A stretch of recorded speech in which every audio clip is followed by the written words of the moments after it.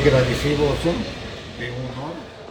E a UE nos queda invitar door de gerente de Double Down para poner um portrait de auto arriba na Wall of Fame. Meneer Eyman, conta-nos como vai com o meneer Suyo Hammer durante a trajetória de competência na carreira de auto na América. Nós não corremos nenhuma carreira de ano aqui ainda, para motivo não financeiro, mas o auto está claro, qualified e ready to go. E nós vamos correr em setembro na Charlotte, North Carolina.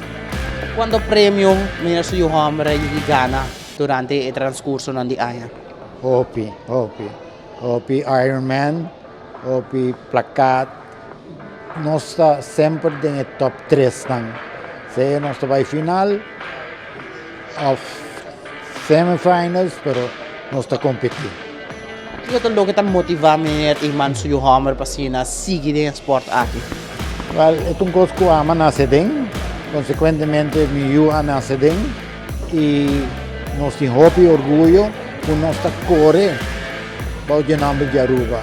Hopi team, of tour team, que eu na América, está correr com Spark Plug de banda de auto, motor oil, coisa assim, nós temos o único que está correr para nosso país. E aceita motivar-nos sempre.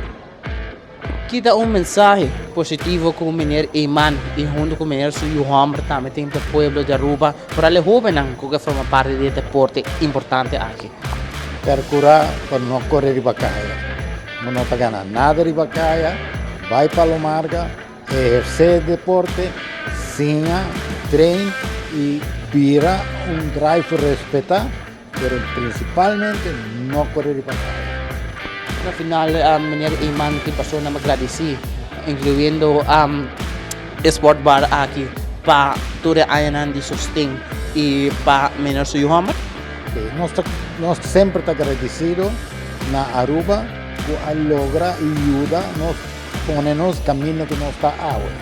Nós corremos o nome de Aruba, patronizado de Aruba Tourism Authority e Aruba Airport Authority. Door de não respaldo, não se chega sem a lei do mundo.